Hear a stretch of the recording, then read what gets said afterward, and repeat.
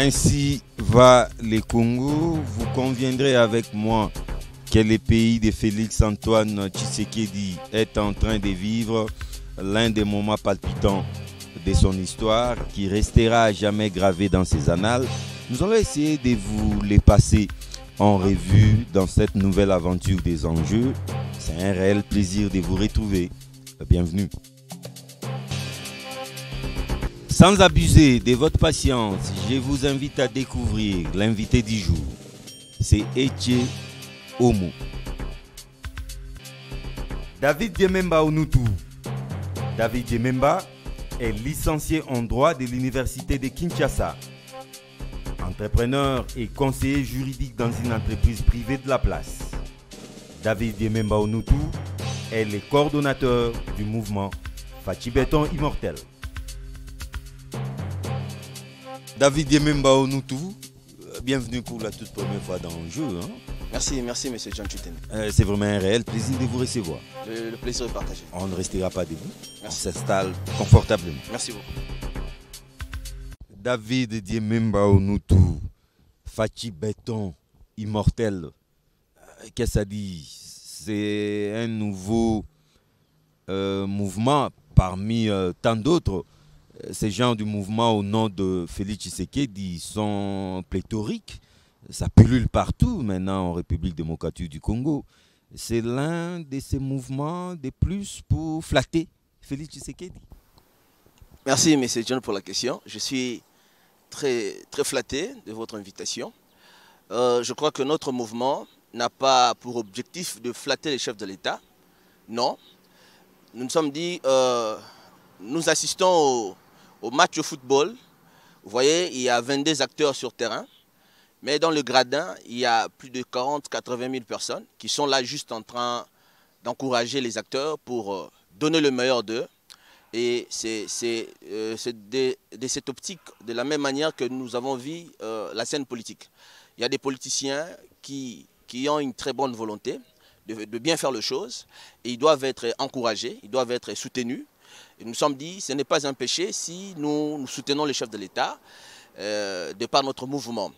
Nous, notre objectif, c'est d'immortaliser le chef. Donc nous, c'est Fachi Béton Immortel, FBI, immortaliser le chef de l'État de par ses actions. Ça date de quand? Depuis le 19 octobre 2019, de suite de l'accident de l'Antonov 72, qui avait à son sein l'équipe d'avant du chef de l'État, qui a connu ce crash que nous déplorons jusqu'au jour d'aujourd'hui. Nous nous sommes dit, le président, l'idée nous est venue de là, nous nous sommes dit non, le chef de l'État est immortel. Au premier vue, nous nous sommes dit immortel en tant qu'humain, et au fil du temps, nous avons mûri nos idées, nous nous sommes dit non, non, l'homme est immortel, il partira un jour, mais ses idées, ses actions peuvent demeurer. Le maréchal Mobutu n'est plus. Moi j'ai dit Mobutu est d'heureuse mémoire, il n'est plus, mais quand vous passez sur le pont Maréchal, il est immortel. Donc notre mouvement, c'est de pousser le chef à devenir immortel, à poser des actions qui vont soulager sa population, à faire des choses au bénéfice de sa population, qui lui rendra immortel. Voilà un peu notre concept. Rendre les chefs de l'État immortels à travers ses actions. Vous avez cité Mobutu ici. Aujourd'hui, si on voit les stades des martyrs, le palais du peuple, les ponts Maréchal, ce sont des ouvrages qui resteront. Nos petits-enfants les verront et on dira que c'est Mobutu. Mais Fachi a déjà fait 2 ans au pouvoir, Félix Tshisekedi Tshilombo. Voyez-vous déjà les actions qui peuvent nous dire qu'il sera ou qu'il est déjà immortalisé, panthéonisé, diront les Français? Merci, M. John, pour la question. Il n'y a pas à comparer Mobutu et Félix-Antoine Tshisekedi Tshilombo. Pourquoi je dis ça? Parce que Mobutu a fait 32 ans dans ce pays. Si je vous demande, M. John, parlez-moi des 2 premières années du maréchal Mobutu au pouvoir, vous n'arriverez pas à me dresser un bilan positif. Je ne pense pas. Si je vous dis, M. John, tracez-moi les bilans de M. Joseph Kabila ces 2 premières années au sommet de l'État, ça serait impossible. Donc, on doit laisser l'État au temps. On ne parle pas des Kabila ici, s'il vous plaît. Non, j'arrive. Il est chef d'État. Il est parti. Les dénominateurs communs. C'est Fachi Béton immortel. J'arrive. J'en arrive, M. John. J'en arrive. Quoi il est immortel? Les dénominateurs communs, tous sont des présidents de la République.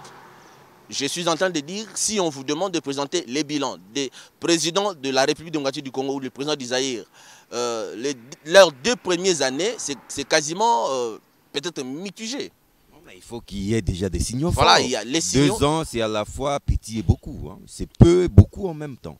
Si je veux parler des limons... On est au sommet de l'État et dans un État où il y a beaucoup d'urgence. Dans un État où il y a beaucoup d'urgence, au Congo, tout est urgent. Là, il faut pas... Vous l'avez dit. Tout est urgent.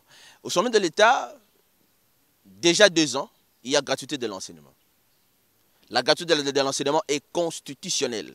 C'est une disposition constitutionnelle qui souffrait de son application. Et il est venu avec cette volonté de rendre la vie facile à sa population. Il s'est donné le meilleur de lui, il a frappé de portes et la gratuité est effective. Vous voyez, M. John, ça c'est déjà quelque chose qui démontre à combien le chef a une très bonne volonté politique de faire bouger les choses. Il y a l'amélioration un peu de salaire de fonctionnaires de l'État. Hein? Avant, il touchait combien? Maintenant, là, il touche combien?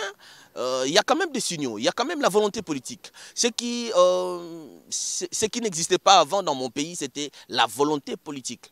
Et au sein du chef de l'État, il y a la volonté politique, il y a une nette volonté d'améliorer le social de sa population. Voilà. Mais de quelle gratuité de l'enseignement vous parlez? Je parle de la gratuité de l'enseignement primaire. Bon, comme une disposition constitutionnelle. Mais c'est un mort-né avec Félix. Non, ce n'est pas un mort-né. La gratuité est effective. Il y a eu beaucoup de bruit autour de ça. Oui. Et actuellement, il y a à boire et à manger, ça vous le savez. Je ne veux pas parler de Kabila comme vous venez de le dire, mais nous venons quand même Kabila. Nous venons. Votre mouvement, c'est Fachi Béton immortel. J'arrive, M. John. Parlons de Félix Tshisekedi, s'il vous plaît. Pas de diversion. J'arrive, M. John. Nous avons travaillé avec les anciens kabilistes ou les kabilistes, des tristes mémoires. Les chefs de l'État a accepté de diriger ces pays avec eux. Et nous sommes témoins, John. Nous avons passé des émissions avec vous et nous avons démontré et décrié le manœuvre de nos bien-aimés, de nos frères du FCC, qui tenaient mordicus à l'échec du chef de l'État. Ils ont quasiment tout fait pour que rien ne marche. Ils ont quasiment tout fait pour que la gratuité échoue. Il y a à boire et à manger, comme on vient de le dire. Il y a à boire et à manger. Mais les chefs n'est pas plus congolais que les membres du FCC. Ils sont congolais aussi comme Félix Antoine Tshilombo. Ils ont le leur qui souffre aussi. Vous voyez, quand un de nos frères, un compatriote comme chef de l'État, se bat comme un diable pour soulager la souffrance de sa population, et vous avez d'autres Congolais qui s'opposent. Vous avez d'autres Congolais qui ne girent que par le chèque de la gratuité. Ça, c'est de la sorcellerie. Mon frère John, hein? La gratuité est une disposition constitutionnelle. Nous n'allons pas demander au chef de l'État de respecter la Constitution, d'organiser les élections en 2023. Dans l'autre sens, nous demandons et nous ne voulons pas que les chefs respectent la Constitution en mettant en application la gratuité de l'enseignement. Vous voyez, on doit être conséquent, on doit être mature et responsable. Mais ça ne doit pas être une vue d'esprit ou une volonté tout simplement. Ça doit se concrétiser. Ça ne doit pas être un souhait, un vœu pieux. Non, pas du tout. Nous sommes aux 2e année. Je pense que la première année, la gratuité a souffert, mais ça a été quand même. Ça a été quand même. C'est une question de palier. On parlait, on nous a dit, c'est palier par palier. C'est palier par palier, M. John. Il y a des gens qui ne veulent pas que la gratuité réussisse parce que et vont souffrir. Ils vont souffrir. Mais il faut sacrifier l'infime minorité pour donner de l'avantage à la majorité de la population congolaise qui souffre. La prise en charge des élèves par les parents, c'est une insulte à la constitution de mon pays. On doit respecter la loi fondamentale. On doit respecter la loi fondamentale. C'est l'État qui prend en charge les élèves. C'est l'État qui prend en charge la gratuité de l'enseignement primaire. Hein, c'est quelque chose déjà je ne dirais pas édicté, mais c'est quelque chose déjà mis sur pied, hein, qui ne souffrait que de son application. Et les chefs venaient avec cette volonté de mettre en application la gratuité de l'enseignement, et il a fait des pas. Il était en réunion avec les Cinécat, les Cinéco, avec les promoteurs des écoles privées agréées. Mais c'est John, voyez-vous, il y a des enseignants, il est enseignant, il a le numéro matricule, il est pris en charge par l'État, et de même, au même moment, il est pris en charge par les parents. C'est inconcevable. C'est inconcevable. Soit c'est l'État qui vous prend en charge, soit c'est les enseignants qui vous prennent en charge. Mais si on laisse les parents prendre en charge les enseignants, là nous violons la Constitution. Il y a violation de la Constitution. Parce que la Constitution demande à l'État de prendre en charge l'enseignement des enfants.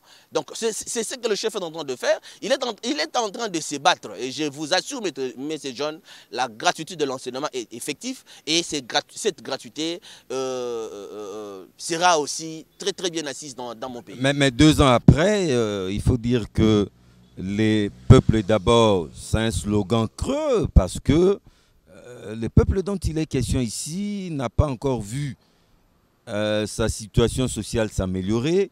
Au contraire, les choses, la vie va de mal en pis. Mais c'est John, je pense qu'ici, je ne réponds pas en tant que membre de l'UDPS, quand bien même que je suis... Vous êtes un Tshisekedi. J'arrive. Quand bien même que... Vous avez un mouvement Fachi Béton mortel quand même. Quand bien même que je suis sectionnaire chargé des questions juridiques et administratives au sein de section Kalamou. Ici, je réponds pour le compte de FBI, Fachi Béton Immortel. J'aimerais bien que vous me parlez, si possible, de l'état de droit, qui est du peuple d'abord. Le peuple d'abord reste un slogan. Le peuple d'abord, j'arrive, c'est un slogan. Creux. Pas creux, c'est un slogan. Un slogan qui motive. Un slogan qui rappelle. Un slogan... Non, un slogan interpellateur. Vous voyez, quand on dit le peuple d'abord, on interpelle les dirigeants, on interpelle les décideurs. Ne confondez pas le peuple d'abord à un projet de société. Le peuple d'abord n'est pas un projet de société. Le peuple d'abord est un slogan, comme je viens de le dire, un slogan motivateur, un slogan interpellateur, un slogan qui nous pousse à mieux faire. À mieux faire, un slogan qui nous rappelle le combat du Sphinx de Lumétel, de résumé-moi, M. Etienne Tshisekedi Moulumba, paix à son âme. Le peuple d'abord, c'est sacrifier ses intérêts pour soulager la population. Raison pour laquelle les chefs l'ont fait. En prenant la gratuité, en donnant le meilleur de lui pour la gratuité, le chef se rappelle toujours du conseil de son feu peur, du peuple d'abord, le peuple avant toute chose. Ce n'est pas un slogan. On vient de loin, M. John. Le pays a été détruit. Le mal est profond. Le mal est profond. On ne peut pas changer ces grands Congo en un seul jour. Ça, c'est quasiment impossible. Personne ne l'a dit, mais 2 ans, je le répète, c'est à la fois peu, beaucoup. On peut faire beaucoup de choses dans 2 ans. Restons dans 2 ans, le chef a déboulonné. C'est ça le bilan. Je ne parle pas du bilan. C'est ça les actions. Les actions à immortaliser. Vous m'avez dit c'est peu. Déboulonnage. Vous m'avez dit c'est peu, mais c'est beaucoup. Actions à immortaliser, déboulonnage. J'arrive. Vous m'avez interdit de parler de Kabila, mais je me vois obligé de parler de lui. Parce que vous n'avez rien à dire si Tshisekedi, je vous comprends. J'ai plein de choses à dire, c'est Tshisekedi. Parlons de mais Kabila. les 2 ans, quand on parle de 2 ans, il ne faut pas séparer Kabila et Tshisekedi dans les 2 ans. Son allié de 2 ans. Voilà, son allié de 2 ans. Mais quel allié? Quel allié? Kabila n'était pas un allié sincère. Là, vous êtes d'accord avec moi? Il dit autre chose le matin, les soirs... Oui, il dit autre chose le matin, les soirs il fait autre chose. Kabila était un allié pour l'échec. Et nous avons assisté dans ces pays, l'ordonnance du chef de l'État a souffert pour son application. Nous avons assisté dans ces pays dans des scènes horribles. Vous voyez, la mauvaise foi était telle que... Non, même un sorcier ne veut pas agir de la sorte. Quand vous parlez de 2 ans, ne mettez pas les 2 ans dans le dos seulement du chef de l'État. Quand bien même que c'est lui qui est comptable devant sa population. Raison pour laquelle, à un moment de la vie, il faut s'arrêter et remettre les choses remettre les pendules à l'heure, ou remettre les choses dans sa forme initiale. Vous voyez? Donc, avec Kabila, nous avons eu une expérience très malheureuse. Avec Kabila, il y a des choses qui n'a pas bien marché, non seulement parce que il y a une volonté quelque part de faire capoter toute chose. Parce qu'il y a une volonté quelque part. Mais c'est John, nous avons assisté dans ces pays des notables kabylistes qui prônaient de paralyser le pays. Vous êtes sans ignorer. Les gens criaient haut et fort, nous allons paralyser le pays si vous touchez à un seul individu. Une seule personne peut entraîner la paralysie de tout un État. Paralyser tout un État pour une seule personne. Vous me parlez que de tels compatriotes avaient une nette volonté de faire avancer les choses. Non. 2 ans, c'était 2 ans, les 2 ans de dur labeur, les 2 ans étaient de souffrance. Et les chefs a pris... Les 2 ans d'apprentissage. Hein? Pas d'apprentissage. Le chef au sommet de l'État, il est comme un professionnel. Il a fait des choses que le professeur d'université n'en revenait pas. Ils n'en reviennent pas, même jusqu'au jour d'aujourd'hui. Il a fait des choses terribles, de haute sagesse. Vous avez parlé des déboulonnages. Alors maintenant que Joseph Kabila Kabange, sénateur à vie, ne contrôle plus l'appareil étatique comme il y en a des ans, vous n'avez plus de prétexte quand même. Cette fois-ci, le peuple vous attend à l'ouvrage. Laissez-nous le temps, M. John. Combien? Laissez-nous le temps. Combien vous faudra-t-il 10 ans? Non, non. Quand bien même que le chef a 2 mandats. Mais je vous assure, M. John. Pas 2 mandats. Oui, 2 mandats constitutionnellement. Constitutionnellement, oui. il a ses 2 mandats. Mais le deuxième mandat n'est pas du tout évident. Il a d'abord son premier mandat. Parlons de ses premiers mandats. Avant de voir les deuxièmes mandats, parce que c'est pas évident. Je vous ai demandé juste de nous laisser le temps. Kabila et ses acolytes viennent partir. Nous attendons l'avènement d'un nouveau gouvernement. Nous attendons l'arrivée du nouveau Premier ministre qui travaillera maintenant désormais sous la vision du chef de l'État. Et nous osons croire que les choses vont marcher. Vous avez parlé d'un nouveau Premier ministre, d'un nouveau gouvernement. Quel doit être le profil alors de ces nouveaux animateurs de l'exécutif national? Moi j'ai dit, il doit d'abord être un technocrate. Je ne vais pas poser trop de profils parce que c'est dans le pouvoir discrétionnaire du chef de l'État.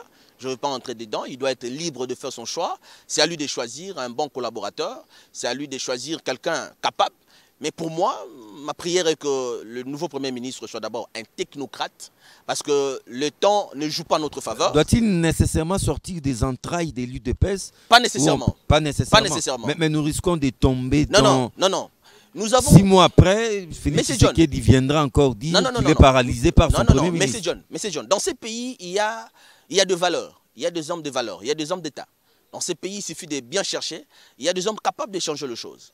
Il y a des hommes capables de faire bouger les lignes. Même au sein du FCC, même au sein de l'ancien FCC, des tristes mémoires, il y a de valeurs. Moi, je prends par exemple le professeur Luzolo Bambi. C'est vraiment une tête. C'est une personne... Une matière grise. Voilà, une matière grise, le professeur Luzolo Bambi, qui est prêt de servir cette nation. Vous voyez? Donc, moi, je vois que le profil du Premier ministre doit répondre seulement aux critères du chef de l'État. C'est le chef qui choisit, c'est le chef qui sait qui peut bien faire le travail. Qu'il soit de l'UDPS ou pas, ça ne pose aucun problème. D'ailleurs, moi, j'aurais souhaité qu'il ne soit pas de l'UDPS. Non, mais parce que le Premier ministre, Félix Tshisekedi Tshilombo, il n'a plus droit à l'erreur. Hein. Disons, vous conviendrez avec moi que le Premier ministre doit être un homme qui n'est pas forcément son valet, mais qui, entre guillemets, doit lui obéir à l'œil et au doigt. Mais s'il y a une certaine résistance du Premier ministre, et surtout si ce Premier ministre a des ambitions présidentielles, vous ne trouvez pas que nous risquons les mêmes causes produisant les mêmes effets, nous risquons de tomber dans ce qu'on a vécu avec Ilunga Kamba. Or, cette fois-ci, Tshisekedi n'a plus droit à l'erreur. Voilà. Mais c'est John, je pense que le chef est la personne la plus informée de ces pays, mieux informée même. Il ne fera pas cette erreur. Il a souffert avec ça. Il vient de souffrir avec l'FCC. Avec le PP Lukamba, le chef a souffert. Le chef a souffert. Mais cette fois-ci, il est en train de chercher. Il a déjà quelqu'un. Certainement. Il a déjà quelqu'un qui va nommer incessamment. Et c'est une personne de choix. C'est une personne de valeur morale.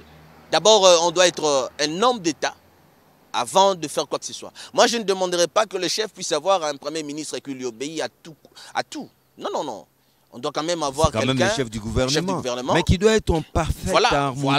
Voilà le mot. Qui doit regarder dans la même direction. Le Premier ministre n'est pas un garçon de course du président de la République. Pas du tout. Le Premier ministre a un mot devant le président de la République. Moi, je souhaiterais un Premier ministre qui fera... D'ailleurs, il y a des domaines de collaboration. Voilà, moi je souhaiterais... Les domaines où les secteurs où il doit obligatoirement contresigner. Voilà. Moi, je souhaiterais un Premier ministre au profil de professeur Ebérand Kolongele, qui fait un grand travail au niveau de la présidence, mais il est toujours discret. Un Premier ministre qui, je ne dirais pas obéit au chef de l'État, mais qui respecte le chef de l'État, qui respecte le président de la République comme étant une institution. Je voudrais un Premier ministre qui est prêt à se sacrifier pour soulager la population. Et nous n'allons pas seulement immortaliser le président de la République, nous allons aussi immortaliser les acteurs politiques qui vont se démarquer dans cette situation, vous voyez. Donc nous voulons un Premier ministre apte, hein, je parlais d'abord d'un Premier ministre apte, un Premier ministre intelligent, surtout technocrate, parce qu'on ne va pas apprendre au sommet de l'État. Nous voulons de personnes qui ont déjà une expertise. Nous voulons de gens qui ont déjà travaillé. Nous voulons de personnes qui peuvent aussi changer les choses. Ils peuvent dire non au chef, mais avec beaucoup de politesse. Vous voyez, quand on est chef, on a aussi besoin qu'on nous dise non quand les choses ne marchent pas. On ne peut pas dire oui à tous les coups. Un chef... Nous ne sommes pas dans les secrets des dieux. Attendons voir, bien que l'attente s'est fait longue. David Diememba, parmi les dossiers brûlants, ou les urgences de la nation, il y a les dossiers sécuritaires.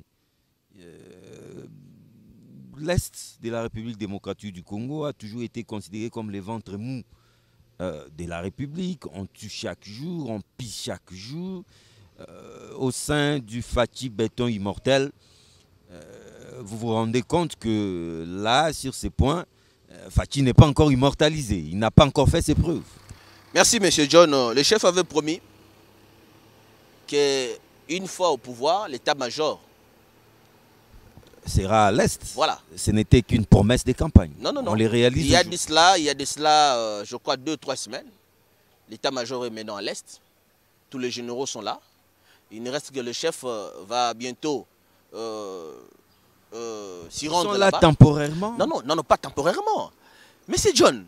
L'Est de la République, c'est parmi notre cheval de bataille. Vous savez, notre devise, c'est travail, solidarité et amour de la patrie. La devise du FBI. Travail, solidarité et amour de la patrie.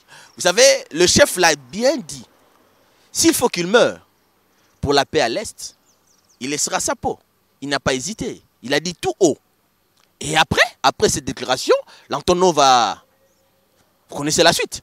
Oui, M. John. Donc, l'Est de mon pays, c'est quelque chose de bizarre. C'est une guerre asymétrique, c'est une guerre politique, c'est une guerre d'affaires, c'est une guerre de survie, c'est une guerre... voilà, on peut tout dire sur l'Est de mon pays. Malheureusement, c'est les Congolais qui tuent son frère. Une guerre de prédation. Des prédations, voilà, une guerre de prédation. L'Est de la République, moi j'ai dit le problème de l'Est de la RDC, peut-être je serai un peu dur, il faut poser cette question aux membres du RCD Goma. Ils en savent quelque chose. Hein? Prenons par... Moi, je vous dis, si, M. John, allez, parce que... Mais finalement, c'est la quadrature du cercle. C'est un problème qui n'a pas de solution. Non. Vous avez, dans chaque problème, il y a toujours des solutions. Mais oui, on attend ces solutions. Parmi les solutions, ça urge. Moi, je propose. Moi, je vais proposer au chef de l'État, parmi les solutions pour l'Est de mon pays, de nommer un vaillant combattant qui a fait l'Est plusieurs fois, le général John Tshibangou, dont je vais... Oui. John Tshibangou. John Tshibangou, le général... Les déserteurs, c'est lui qui a fait désertion, il était en cavale. Non. Ramené de Tanzanie, il a fait la prison et puis libéré par Félix Tshisekedi. Ce n'est pas un déserteur, c'est un patriote, un compatriote digne de ce nom. Vous voyez, ce vaillant soldat formé à Efo Kananga, et puis il va aller en formation en Israël. Il est commando, formé en Israël, avant de rejoindre SARM. Et puis, il a fait ses preuves. En 2011, il y a eu... vous allez toujours me ramener dans le passé. En 2011, quand on a proclamé M. Kabila comme étant élu, les choses n'étaient pas à sa place. Et c'était ce général qui a dit non, qui a réclamé, il est le premier à réclamer la vérité des urnes, format militaire. Et il a dit à M. Kabila à l'époque de remettre le pouvoir aux gagnants. Et il a dit tout haut, c'est que les autres chuchotaient, mijotaient, parlaient en basse voix. Et puis, le général John Tshibangou était prêt à défendre ce pays. Il était prêt à donner sa vie pour ce pays. Il était prêt à donner le meilleur de lui pour libérer ce peuple du régime sanguinaire, des tristes mémoires. Vous voyez? Et après, vous savez, avec le système Kabila des tristes mémoires, si vous osez dire non, et on vous arrête, on vous colle des procès. On vous colle des procès. Parce qu'on parle de John Tshibangou. Parce qu'on parle de John Tshibangou, j'arrive, monsieur John. Non, j'arrive. Non. Parce qu'on parle. Non. S'il vous plaît, monsieur John. Parce qu'on parle de John Tshibangou. Moi, j'ai proposé John Tshibangou comme solution à l'est de mon pays, parce qu'on parle de lui. Non. Si on peut le placer au niveau du renseignement militaire, parce qu'il s'y connaît dans la matière. Si on peut le placer quelque part, si on peut l'utiliser. Mais c'est John, il y a des valeurs dans ces pays. Je parlerai même du général Kumba Mitidi Tangofo, qui a été cité dans des rapports, dans des sales trucs. Mais c'est un vrai soldat. Aujourd'hui, il sert la République. Il est maintenant utile. Il y a un ami qui m'avait posé la question de savoir pourquoi le général Amissi est toujours à côté du chef de l'État. Mais je vous dis, mais c'est John Tshibangou. Il est parmi les vaillants généraux qui font du bon travail. Actuellement, ils font du bon travail. Vous savez, à l'époque, il y avait tout un système. Si vous êtes dans le bon, on risque de vous coller des procès. Il faut toujours nager dans le mal. On ne peut pas nager à contre-courant du régime Kabila. On ne peut pas être honnête. Le Zolobambi était honnête. Quel a été son sort? Vous voyez? Maintenant, là, les généraux. Bon, on ne peut pas parler de l'armée. Moi, je ne vante pas les individus. L'armée est apolitique. Mais au sein de mon armée, il y a des valeurs. Il y a des vaillants soldats. Au sein de mon armée, il n'y a pas que des traîtres. Il y a des vaillants combattants qui peuvent donner le meilleur d'eux pour sauver la nation. Pourquoi ne pas l'utiliser? On utilise aujourd'hui Tango Fort. Est-ce que vous écoutez même ne serait-ce que des bruits du nom du Tango Fort? Non, il est maintenant l'inspecteur général de mon armée. Il fait un grand travail. Je lui jette d'ailleurs de fleurs. Notre armée n'a pas un problème d'homme comme voilà. Ça, si l'armée n'a pas un problème d'homme... Comment la mayonnaise ne tient pas? Non. La mayonnaise ne tient pas. La mayonnaise ne tient pas parce que l'armée a été infiltrée. Par qui? Au sommet. C'est pas un prétexte. Mais c'est pourquoi je vous ai dit, M. John, c'est une excuse la guerre de l'Est, il faut poser la question aux anciens membres du RCD. Vous voulez encore citer les noms des Joseph Je ne cite pas les noms des gens ici. Je suis venu pour parler de ma structure et je ne suis pas là pour citer les noms. Je vous dis simplement, la guerre à l'Est, il faut poser la question aux gens du RCD. Vous savez que John Tshibangou a fait la prison à Kigali? Vous savez ça? John Tshibangou a été abandonné au front et arrêté à Goma. Il a fait la prison à Kigali. Pourquoi Kigali? Comme un vaillant combattant, il s'est évadé. Arrivé à Goma, il a été arrêté aussi à Goma. Il a fait la prison à Goma. Il va encore s'évader pour rejoindre le RCD KML de Moussa Nyamouchi.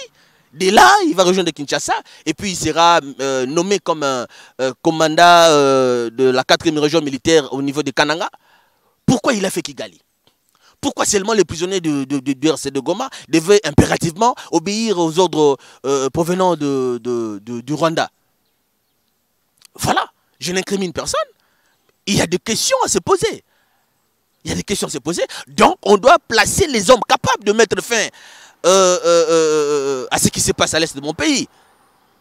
On doit mettre les hommes de valeur. On doit moraliser nos vaillants militants. On doit les motiver aussi financièrement. Oui, on doit les motiver. Voilà, la motivation fait défaut aussi. Il y a beaucoup à dire à ce sujet. Voilà. Les soldes de nos militaires sont détournés. J'estime que c'est les combles de... On ne peut pas être sadique jusqu'à ce niveau. Et que de telles personnes ne peuvent en aucun cas être pardonnées. Ils sont bons pour la fusillade. Mais c'est John, moi je vous demande de nous donner ne serait-ce que 6 mois après l'arrivée du nouveau gouvernement, vous verrez les choses bouger. Et nombreux iront en prison. Soyez-en sûrs. Nombreux iront en prison. Personne ne restera impuni. Le pays a été mis à terre par ses dignes fils. Ce pays a été vandalisé, pillé par ses dignes fils. C'est inconcevable. Vous avez des gens qui vous passent à la télé, ils vous font de bruit à la longueur de journée, ils vous disent des choses. Voilà, c'est inconcevable. Le pays a été mis à terre, à genoux, par ses dignes fils. Comment on peut vous confier une petite responsabilité de rémunérer le militaire? On vous donne l'argent de militaire. Vous prenez la poudre d'escampette. Des militaires au front. Hein. Voilà. Des militaires au front. C'est cruel. C'est cruel. C'est cruel. Mais malgré cela, nous avons nos vaillants militaires qui font des prouesses. Ouais, nous n'allons pas oublier le général Chiko Chitambwe, qui avait mis en déroute les ADF à son temps. Il a échappé aussi à un attentat. Vous voyez, il y a des militaires, une fois motivés, une fois reconnus dans leur juste valeur, ils feront du bon travail à l'Est. L'Est de mon pays n'est qu'une question de temps. L'Est de mon pays n'est qu'une question de pions. Voilà. Le grand problème, c'est des pions qui placer dans tel endroit ou tel endroit et pour qu'il y ait la paix. Pour qu'il y ait la paix. Et moi, je viens de proposer, le général John Tibangou, qu'on place ses dignes fils auprès du chef et il sera capable de nous donner un bon travail. Et l'Est de mon pays aura quand même la paix. Laissons l'Est pour Kinshasa. Il y a un autre type de guerre ici à Kinshasa, une guerre citadine. C'est ce qu'on appelle Kuluna. Ces phénomènes commencent à répandre du poil de la bête. Vous êtes dans l'un des quartiers brillants de la ville de Kinshasa. Il y a même des images qui circulent dans les réseaux sociaux avec des jeunes gens avec des machettes, des couteaux, des pierres, s'entretuent. Là aussi, il faudra une solution urgemment. Je ne veux pas trop parler de l'armée. C'est un terrain un peu conflictuel. Je risque d'être visité. Je crains pour ma sécurité, ma petite famille. Mais s'il faut dire un mot, je dirais que on doit mettre l'homme qu'il faut à la tête de la ville de Kinshasa. Vous voyez? Vous voulez parler de l'autorité civile ou militaire? Je parle de l'autorité militaire. L'insécurité relève de la compétence de nos militaires, de nos policiers, qui n'arrivent pas à sécuriser la population. John, vous savez, si quelqu'un n'arrive pas à atteindre... On nous dira que ce phénomène est propre dans toutes les grandes métropoles. D'ailleurs, à Kinshasa, c'est rien. On vous dira qu'ailleurs, c'est pire qu'à Kinshasa, on n'a encore rien vécu. Je vais vous dire une chose, monsieur John. Le phénomène Kuluna, nous avons assisté à l'époque du général Kanyama. Il a fait ce qu'il a fait à son temps. La ville était un tout petit peu calme. La ville de Kinshasa a besoin de messieurs comme Kanyama. Vous voulez parler des exécutions sommaires? Je ne parle pas des exécutions sommaires. Ah, du tout. Je parle de la rigueur du travail. Vous savez, le général Célestin Kanyama, c'est l'homme qu'il faut pour cette ville. Ça, je vous dis, foi aux yeux, monsieur John. Si cet homme... Les retours de Kanyama. En tout cas, je suis pour. Vous savez, avec nos chauffeurs, avec le Kuluna, avec tout ce qu'on peut dire, l'homme a fait ses preuves. L'homme a fait ses preuves. Nous étions nous étions à l'époque de Kabila, mais cet homme s'est démarqué. Il a quand même changé les choses, il a quand même fait bouger les choses. Moi, je demanderais si possible qu'il revienne. Qu'il revienne, parce que jusque-là, nous n'avons pas encore trouvé un meilleur remplaçant que lui. Et le phénomène Kuluna, c'est vraiment un phénomène... Insaisissable. Pas insaisissable, pas insaisissable. Pas insaisissable. Nos services sont capables de changer les choses. Nos services de sécurité peuvent mieux faire. Mais il est question d'hommes. Ils ont été transportés au Katanga pour aller faire les champs. Nous avons assisté à une vague comme ça. Mais c'est comme si on n'arrive pas à trouver une solution définitive. À tuer ces phénomènes dans l'œuf. Peut-être la solution viendra de là. C'est un problème éducationnel, peut-être. un problème d'emploi aussi. Je pense qu'avec... ces jeunes sont souvent désœuvrés. Hein? Avec le nouveau gouvernement, le nouveau gouvernement aura du pain sur la planche. Et comme les manques à faire et les commencements de tous les mots, suivez mon regard. Pas nécessairement. C'est pas l'oisiveté. C'est pas nécessairement. C'est pas tout Congolais qui manque à faire. C'est pas tout Congolais qui manque à faire. Et ce n'est pas tout Congolais qui fait quelque chose. On ne fait pas tous quelque chose. Il y a des Congolais qui ne font rien, mais ils restent obéissants aux règles de la République. Quand on ne fait rien, cela ne nous donne pas le pouvoir de s'apprendre à d'autres personnes. Pas une excuse, hein, voilà, ou un prétexte. Voilà. Donc, moi, je pense qu'il faut un bon commandant de la ville pour dissuader ces enfants. Mais par quelle méthode? Mais on ne va pas revenir à l'escadrillon de la mort. Bon, Kanyama a de la matière. Je ne saurais pas tout dire ici, mais il faut demander au général Célestin Kanyama. Il a de la matière. Il sait comment mettre fin à ces trucs. Il sait. Il a le secret. Il a le secret. En tout cas, il ne faut pas tergiverser. Le général Célestin Kanyama a le secret. Il sait comment mettre fin au phénomène Kuluna. Ça c'est un faux problème, c'est un faux débat.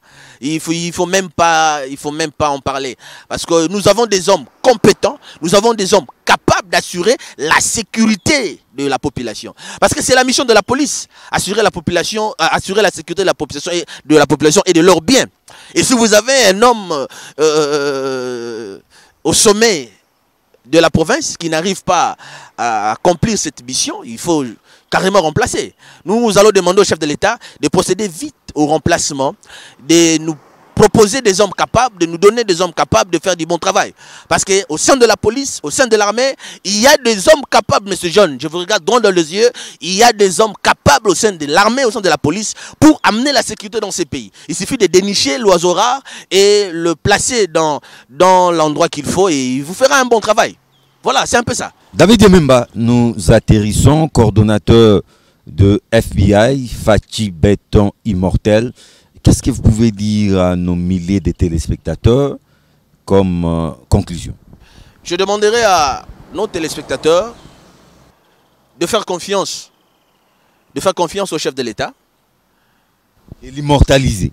Non, en fait, l'immortalité du chef de l'État, ce n'est pas seulement le peuple qui va l'immortaliser. Le chef va aussi lui-même, il va s'immortaliser. C'est beaucoup plus ça. Hein. Il va s'immortaliser lui-même. Je vis une photo. Le chef voulant immortaliser son père, il avait un t-shirt, on a marqué derrière le dos immortel. Il était en train d'immortaliser son père. Et je demanderai au chef de s'immortaliser, de travailler pour le bonheur de sa population, de ne pas passer inaperçu. Si l'IDPS passe inaperçu, pour moi, ce serait comme une trahison. Le chef est là et il doit s'immortaliser. Surtout que le rendez-vous est pris pour 2023. Alors pour s'immortaliser, il doit être bien entouré. Pour s'immortaliser, il doit bien choisir. Moi, je demanderai au chef de faire un bon choix. D'ailleurs, le chef ne peut pas se laisser influencer. Et il est le numéro 1 de mon pays, chef de l'État. Je regarde votre caméra, M. John, et je demande au président de la République de faire un bon choix. Dans tous les secteurs de la vie, de faire un bon choix. De ne pas choisir parce qu'on a envoyé le nom. On peut vous envoyer 3 noms sur une liste par rapport à l'Union sacrée. On vous envoie 3 noms. Si vous n'êtes pas convaincu par les 3 noms, monsieur le président de la République, je vous demanderai de chercher. De demander une autre liste. De demander une autre liste, même des 10 noms, même des 20 noms, pour nous présenter les oiseaux rares. Je ne sais pas si j'ai bien prononcé le nom. Nous avons besoin d'oiseaux rares. Nous avons besoin des hommes capables de vous accompagner. Vous avez la volonté, vous avez les soucis, vous avez besoin d'être immortel. Nous sommes là, nous sommes en train de prôner l'immortalité du chef de l'État. Les gens se moquent de nous. Qu'est-ce que vous avez déjà fait? Nous vous demandons des signaux forts, monsieur le président de la République. Nous vous demandons de frapper s'il faut frapper. Nous vous demandons de placer l'homme qu'il faut à la place qu'il faut. Votre population souffre. Votre peuple pleure. Ils ont besoin de vous. Moi, je suis à Kimbangu. Récemment, vous avez inauguré la route Elengesa. Mais les travaux traînent. Il faut que ces travaux terminent. Adi Construit vous a montré ce qu'il vous a montré. Les travaux traînent. Je me fais porte-parole de la population de ce coin pour vous dire, ouvrez l'œil, chef de l'État, et le bon. ouvrez l'œil, elle est bon. J'ai aimé l'atterrissage, c'était une chute, un atterrissage interpellateur. David Dememba, c'était un réel plaisir de vous revoir et au plaisir surtout de vous revoir très bientôt pour une nouvelle aventure des enjeux, n'est-ce pas? Merci, M. John, pour l'invitation. Merci pour l'émission. Et j'ai dit merci aux nombreux téléspectateurs qui nous ont suivis. J'ai dit merci à mon équipe. J'ai dit merci à la coordination nationale et provinciale de FBI. Je demanderai à tout celui qui veut adhérer dans notre structure de nous contacter par ces numéros 089 72 075 59. Notre siège du FBI se situe sur l'avenue Makanza, au numéro 43, quartier Kimbangu, dans la commune de Kalam. Nous sommes ouverts, nous sommes là pour accompagner le chef de l'État, soutenir le chef de l'État, l'immortaliser, si possible, lui demander aussi à s'immortaliser lui-même. David Dememba Onutu, merci beaucoup. Merci. Fachi, béton immortel, très original comme idée, mais encore faudra-t-il poser des actions, des actes qui vous immortalisent pour les générations futures. La balle est donc dans les camps du président de la République, Félix Tshisekedi Tshilombo, qui visiblement a beaucoup de Congolais qui les soutiennent en prenant des initiatives comme celle du FBI. Messieurs et dames, mon plaisir est de vous retrouver très bientôt dans une nouvelle aventure des enjeux. Au revoir.